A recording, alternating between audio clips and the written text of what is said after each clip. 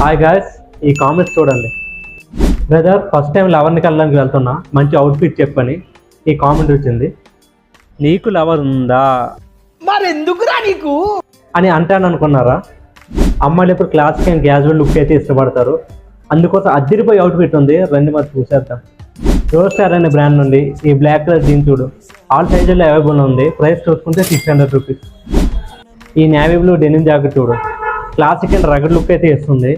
White T shirt pay చేయడం మర్చిపోద్దు. Price చూసుకుంటే 850 రూపీస్.